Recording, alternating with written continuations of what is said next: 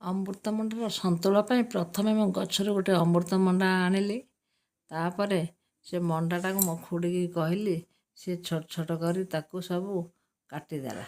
ତାପରେ ମୁଁ କ'ଣ କଲି, ବଡ଼ ସୋଲାକୁ ଭେଦାଇକି ରଖିଥିଲି, ତାକୁ ମୁଁ 2-3ଟା ସିଟି ମାରି ତାକୁ ଟିକେ ସିଝାଇ ଦେଲି। ତାପରେ ଏଠି ଗୋଟେ ମସଲା, ଅଦା, କଞ୍ଚା ଲଙ୍କା, ଧଣିଆ, ଜିରା, କାଜୁ ଏବଂ ଚାରୁମଗଜ ଗୋଟେ ବାଟଣ ପ୍ରସ୍ତୁତ କଲି। ତାପରେ ଶିଳରେ ତାକୁ ବାଟିଦେଲି।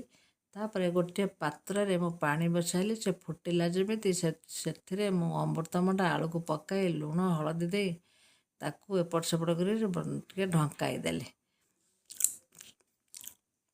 ମିଡ଼ିୟମ୍ ଆଞ୍ଚରେ। ତାପରେ କ'ଣ କଲି, ସେ ଯେତେବେଳେ ଫୁଟି ଆସିଲା ତାକୁ ଗୋଟେ ବାଇଗଣ କାଟିକି ରଖିଥିଲି, ତାକୁ ପକାଇ ଢଙ୍କାଇ ଦେଲି। ତାପରେ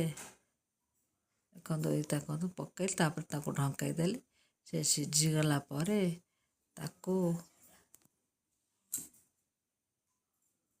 ସିଝିଗଲାଣି ଆଳୁ, ତା ଦେହରେ ମୁଁ ସୋଲା ପକାଇକି ତାକୁ ଘାଣ୍ଟିଲି।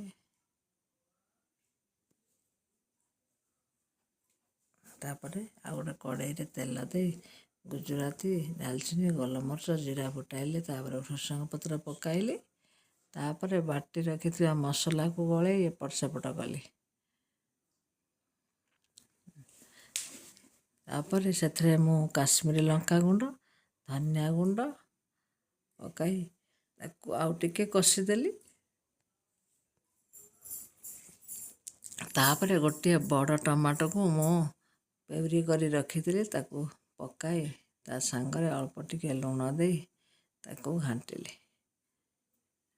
ଲୁଣ ଦେଇଦେଲେ ସେ ଟିକେ ଶୀଘ୍ର ମସଲାଟା ଆମର କଷି ହୋଇଯାଏ।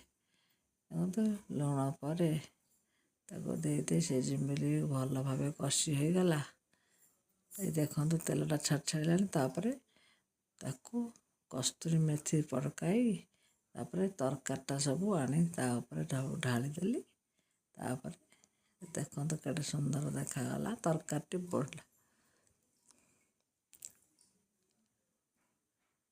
ଏଥର ଗରମ ମସଲା ଆଉ ଧନିଆ ପତ୍ର ଦେଇ ରେଡ଼ି କରିଦେଲି ଆମର ଅମୃତଭଣ୍ଡା ସନ୍ତୁଳା।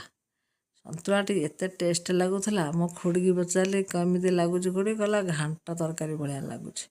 ବିନା ପିଆଜ ରସୁଣରେ ପ୍ରସ୍ତୁତ ଏହି ଅମୃତଭଣ୍ଡା ସନ୍ତୁଳାଟି ପ୍ରସ୍ତୁତ କରନ୍ତୁ ଏବଂ ଖାଆନ୍ତୁ। ଦେଖନ୍ତୁ କେତେ ସୁନ୍ଦର ଲାଗୁଛି।